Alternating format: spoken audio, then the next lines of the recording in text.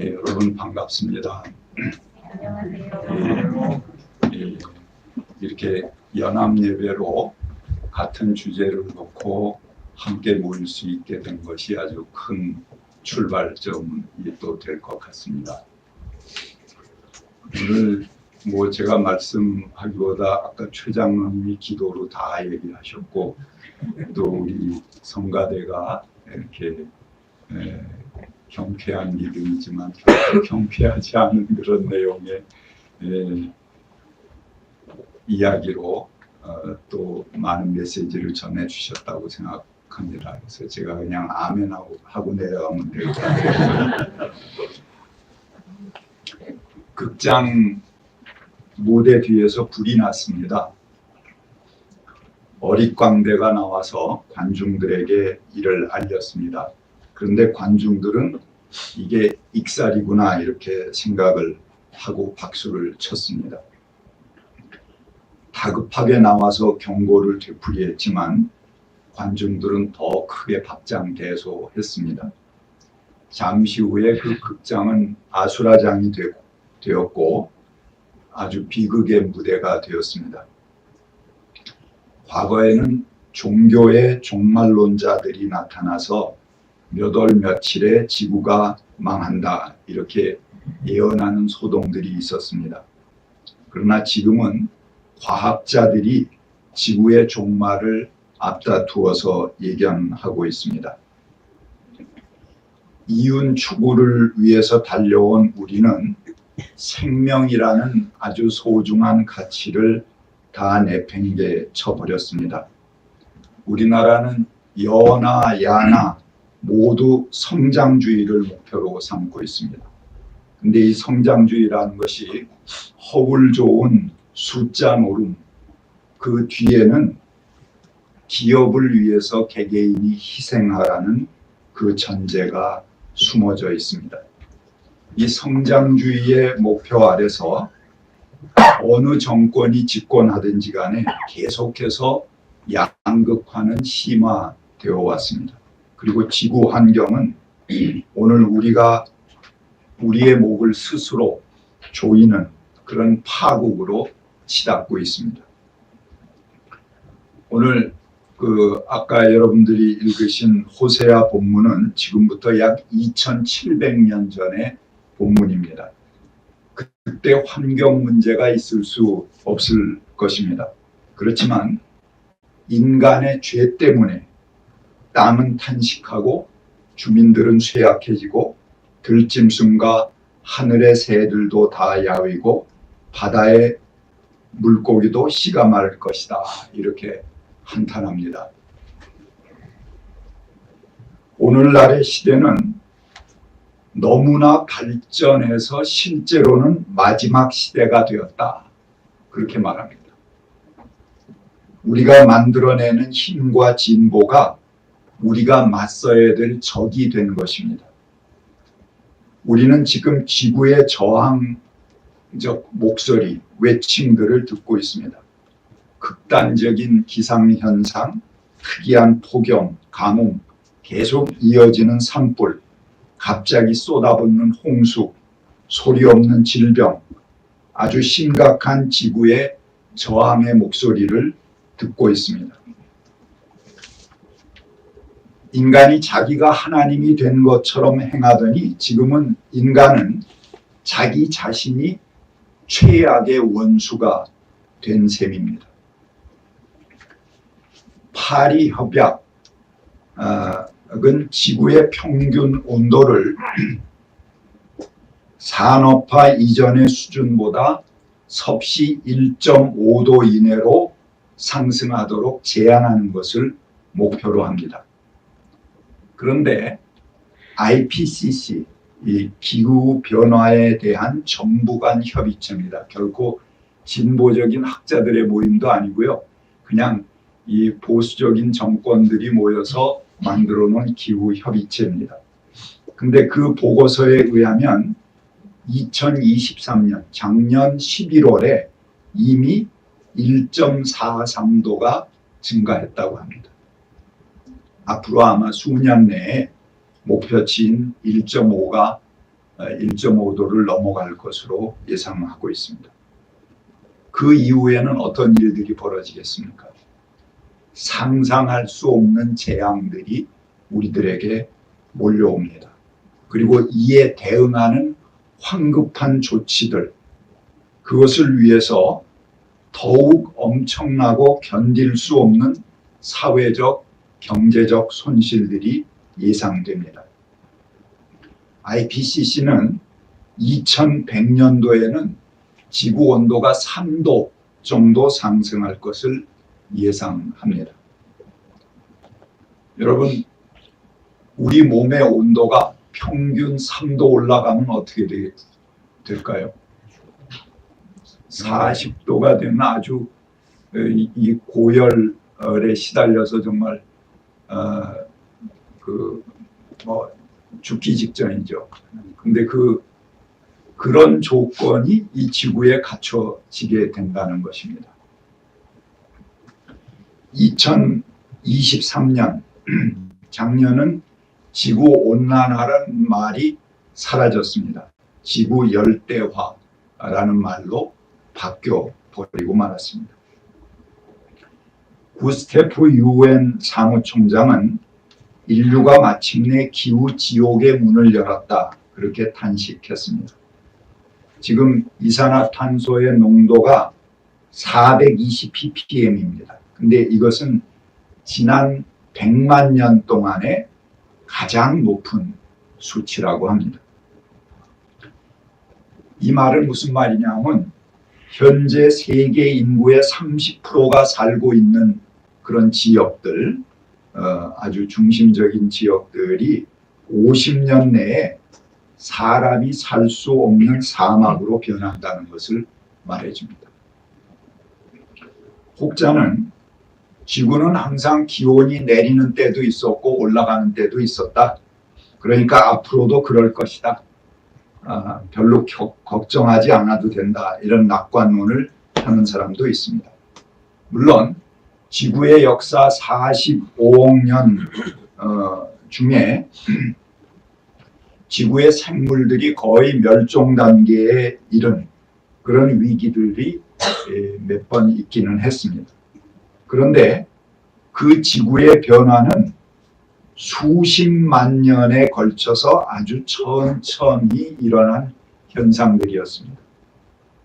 그런데 지금 기후의 변화는 너무 급격하게 이루어지고 있다는 것입니다. 지금 위기 상황은 수만 년 동안 일어날 변화를 얘기하는 것도 아니고 수천 년도 아닙니다. 오늘 우리들이 생존해 있는 이 살아있는 시간 동안에 일어날 변화를 지금 경고하고 있는 것입니다. 그것이 수만 년에 걸쳐서 천천히 일어난다고 하더라도 그 당시에 지구에 살아가던 생명체들은 90% 이상이 멸종하고 새로운 생명체들로 교체되는 역사였습니다. 근데 지금 2100년, 여기 젊은 분들은 2100년을 맞이할 텐데 우리가 있는 그 세대에 지구의 온도가 3도 올라간다. 이거는 더 이상 지구에서 살아갈 수 없는 그런 조건이 된다는 것을 말합니다. 건조한 날씨로 인해서 산불이 계속 일어나고 있습니다. 그래서 심지어는 현세를 산불세다, 그렇게 부르기도 합니다. 이건 뭘 얘기하냐면 지구 지층을 이렇게 탐색해 봤을 때 오늘 우리들의 세대가 까만 수추로 나타난다는 거죠. 그게 산불세입니다. 그런데 이런 변화는 산림에만 있는 것은 아닙니다. 바다에서 보다 더 심각한 변화들이 이루어지고 있습니다. 태양 에너지의 약 90%는 지구의 바다가 흡수합니다. 땅 위에 있는 산림도 중요하지만 그거보다 훨씬 더 많은 광합성들이 일어나는 곳은 바로 바다입니다. 바다의 식물성 플랑크톤이 이산화탄소를 흡수하고 산소로 바꾸는 역할을 합니다. 그런데 지금 빠르게 인간들이 방류하는 세제, 플라스틱, 오폐수 이런 독성 물질들로 인해서 또 지구온난화로 인해서 바닷물의 수온이 늘어남에 따라서 지난 5천만 년 동안의 변화보다도 더 빠르게 독성화가 일어나고 있습니다. 이는 바다 생물들의 먹이 사슬인 맨 밑바닥에 있는 식물성 플랑크톤이 위협받고 있고 생태계의 가장 기초, 가장 밑바닥이 치명타를 입고 있다는 그런 이야기입니다. 지금 우리가 처한 지구의 위기는 극한의 선택을 저울질할 만큼 심각하고 급박합니다. 단지 조금씩 우리를 압박하기에 그 몰아치는 심각성을 즉각 느끼지 못할 뿐입니다. 그러나 패배주의는 금물입니다. 오히려 현재 그 자본들은 이미 늦었다 하는 파국주의를 바닥에 깔고 그러니 화석연료를 그냥 마음껏 사용해라. 이렇게 자신들의 행위를 방치하려고 하는 사람들도 있습니다. 그러나 아직 희망은 있습니다. 여러분 지난 그 팬데믹 코로나 상황에서 아주 짧은 기간이었지만 우리 인간들이 활동을 조금 줄이자 하늘의 별이 그렇게 총총하게 빛나는 걸 경험하셨죠. 그리고 지구 곳곳에서 빠르게 생태 환경이 되살아나는 것을 경험했습니다. 그냥 지금대로 우리가 멈추지 않고 간다면 절망입니다. 그러나 지금 우리가 돌이키고 사람이 하는 일이기 때문에 이렇게 연합예보로 모여서 우리가 마음을 모으고 함께하고 지역별로 나라별로 마음을 모으는 그런 일들이 계속된다면 바꿔갈 수 있는 것입니다. 그래서 우리가 사는 환경을 하나님께서 맨 처음 만드시고 보시기에 심히 좋았다 하는 세계로 되돌릴 수 있는 가능성이 아직 존재하는 것이죠. 오늘 마태복음의 본문은 하나님은 들꽃 하나에서 솔로몬보다 더한 영광을 보셨습니다. 그리고 공중에 나는 보잘것없는 참새 한 마리까지도 내가 돌보는데 너희야 돌보지 않겠느냐 그렇게 말씀하십니다. 그것이 세밀한 하나님의 사랑입니다. 공중에 나는 새도 그런데 우리들 하나님께서 반드시 회복시켜 주시고 돌보아 주시리라 믿습니다. 오늘 우리들이 이렇게 연합 예배를 드리고 함께 마음을 다지는 것은 매우 의미 있는 행동의 출발이 될 수 있습니다. 생태운동에 아주 진심이고 많은 경고의 메시지를 내고 계신 김준우 박사, 제가 얼마 전에 그 연합 행사에 김준우 박사를 초대해서 말씀을 들으려고 그 초청을 했어요. 그랬더니 목회자들의 모임이다, 교계의 모임이다 그랬더니 그러면 제가 할 얘기가 없습니다. 그렇게 얘기하시더라고요. 왜 그럽니까? 그러니까 뭔가 설교를 얘기하려면은 뭐 희망적인 걸 얘기해야 되는데 희망적인 얘기를 제가 드릴 수 없습니다. 그래서 제가 사양하겠습니다. 그렇게 얘기하시더라고요. 참 너무나 급박하게 비극적인 현실들이 우리에게 다가오고 있는 것 같습니다. 그러나 김준호 박사께서 쓰신 교회가 할 수 있는 행동에 대해서 몇 가지 정리하신 글이 있습니다. 제가 그것들 요약해서 좀 이 교회가 어떤 행동을 할 수 있을까 하는 걸 말씀드리겠습니다. 첫 번째, 육식을 포기하고 채식 위주의 식단 운동을 펼쳐야 된다. 그렇게 말씀합니다. 서구의 우리 동양 사람들은 워낙 풀떼기로 살아왔지만 요즘 이제 막 육식을 늘려가고 있습니다. 그런데 이 서양 사람들은 줄구장창 그냥 육식을 하죠. 근데 이 육식 위주의 식단으로 거대한 살림들이 베어져 나가고 있습니다. 그리고 엄청난 물들이 사용되고 있다고 합니다. 대부분이 공장식 축산을 하기 때문에 거기서 받는 스트레스로 인해서 그 고기 속에 고름들이 그대로 내재한 채로 판매되고 우리가 식사를 하고 있다고 합니다. 5대 축산회사가 배출하는 연간 온실가스는 3대 석유회사의 배출량보다 훨씬 많다고 합니다.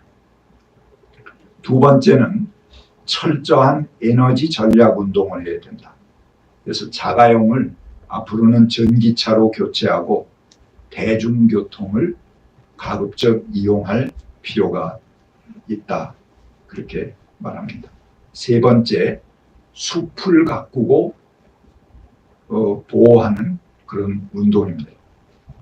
네 번째, 교회와 신자들의 가정에 태양광 패널을 설치하는 운동입니다.